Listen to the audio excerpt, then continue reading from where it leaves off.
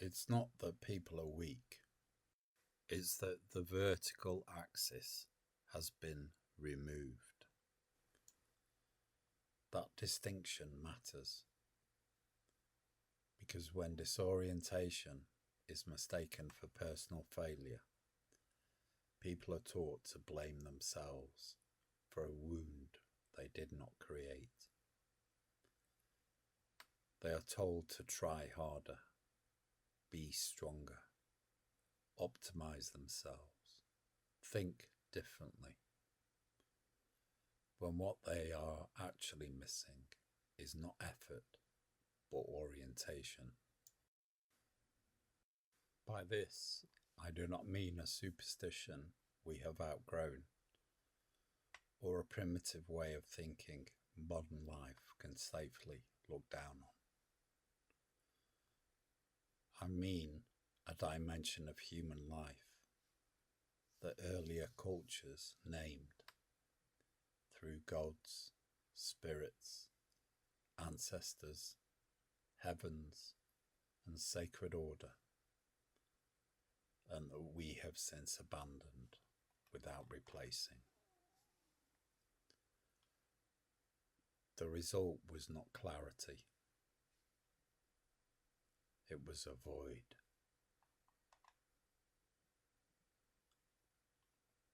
The vertical axis is the dimension of life that gives height, depth, and direction to human experience. It answers questions human beings cannot stop asking, even when we pretend we have. What is higher than me? What am I answerable to? What gives suffering meaning? What is worth sacrificing for? What does a good life point toward?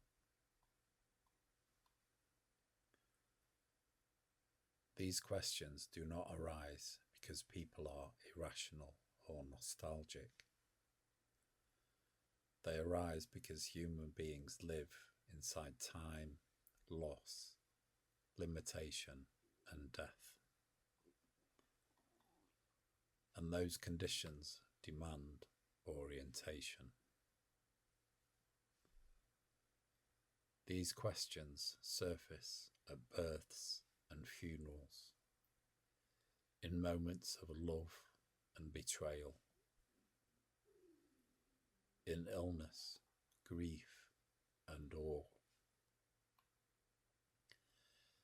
They return precisely when the self is not enough. For most of human history, these questions were lived rather than debated. They shaped how people built homes, buried their dead, raised children, and understood their place in the world.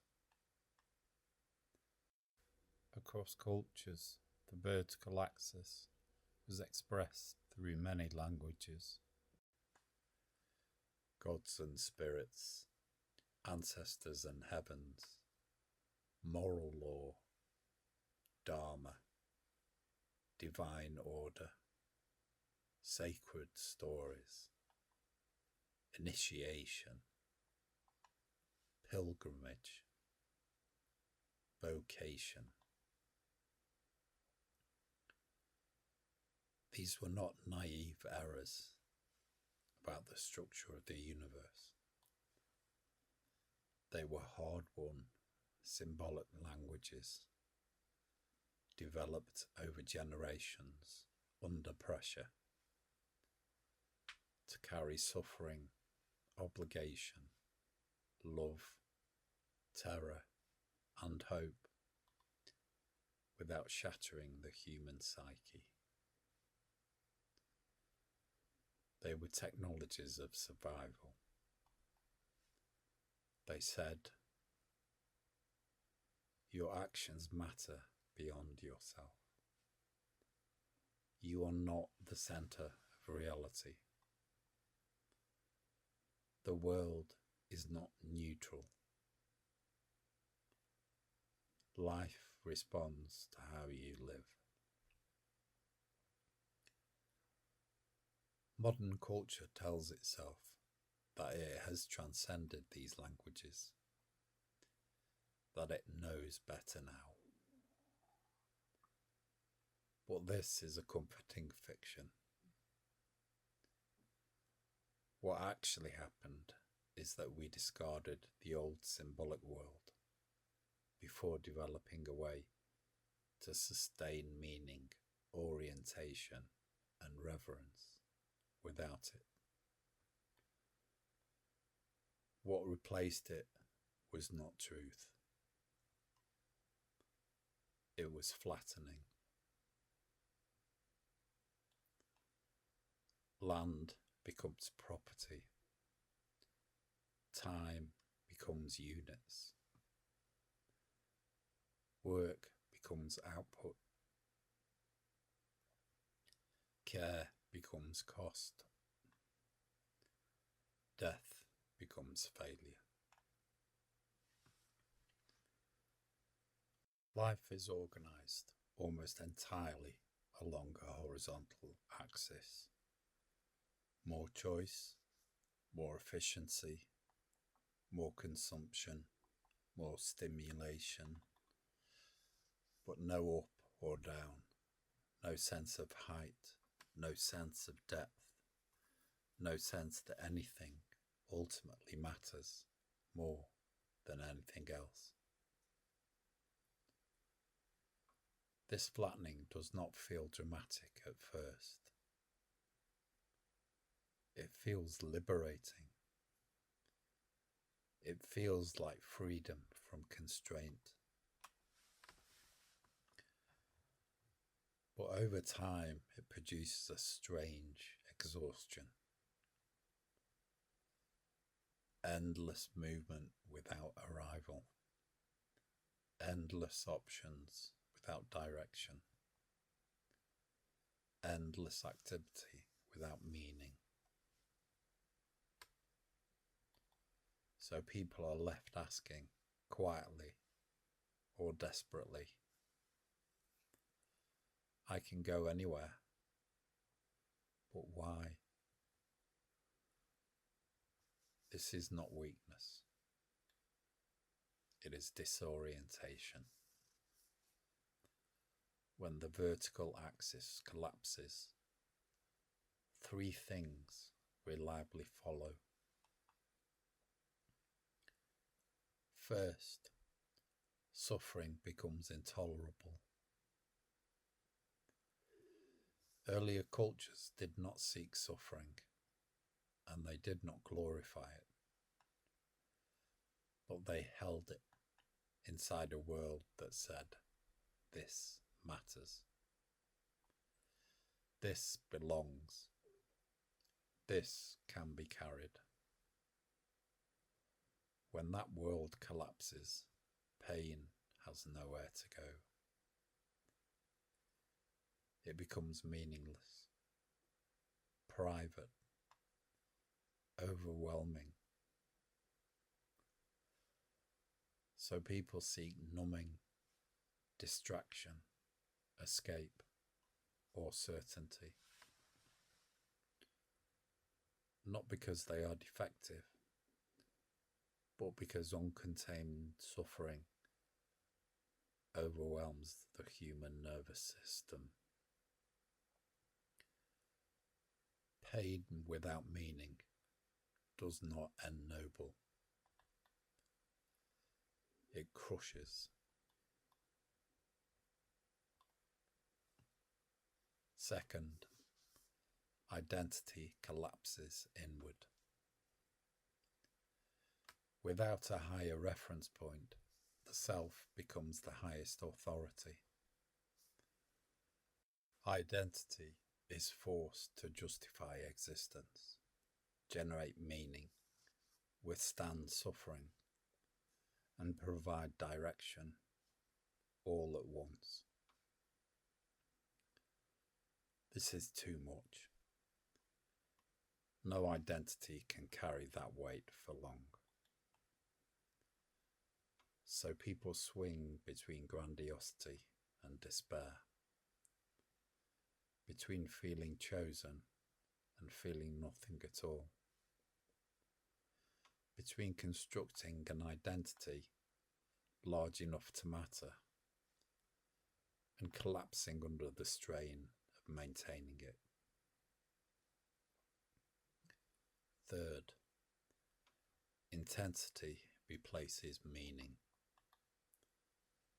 Drugs, risk, ideology, conspiracy, occult certainty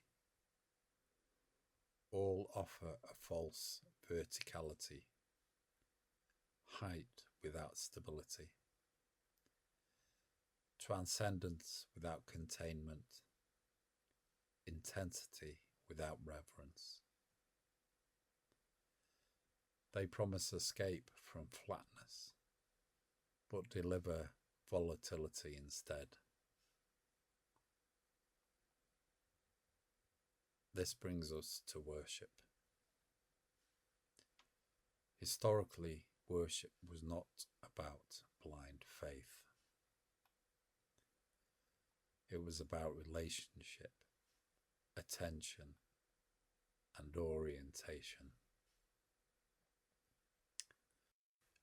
To worship was to practice disciplined reverence towards what was experienced as greater than the isolated self,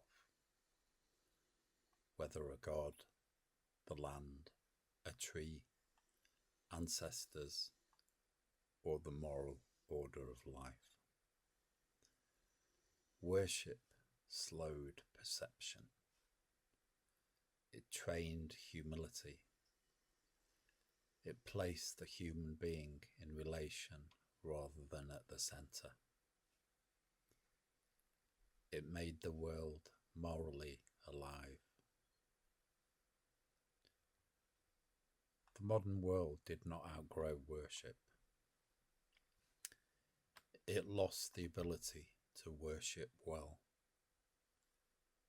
and replaced reverence with emptiness.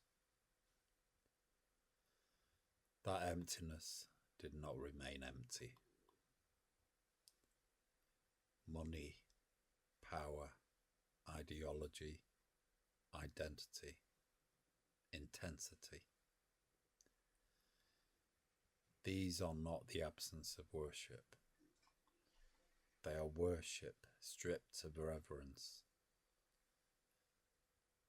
Addiction often becomes a substitute vertical axis. Not merely a habit, not merely a chemical dependency, but a ritual, a sacrament, a way out of flatness, a rhythm, a certainty, a temporary structure in a world without height. So when people say, why can't they just stop? They miss the wound entirely. You are not removing a habit. You are removing someone's last remaining axis of meaning. No wonder it hurts. What I am proposing is not regression, and it is not nostalgia. It is the recovery of function. To speak again of gods, spirits, ancestors, and sacred order, not as final explanations, but as languages of orientation that prevent life from collapsing into a void. Fantasy, myth, ritualized imagination, and reverence matter because they restore the capacity for worship, the ability to meet the world as something more than a resource. Broken Planet exists to do this work. Not outrage, not optimism, but orientation. This is Broken Planet, and this is where we begin.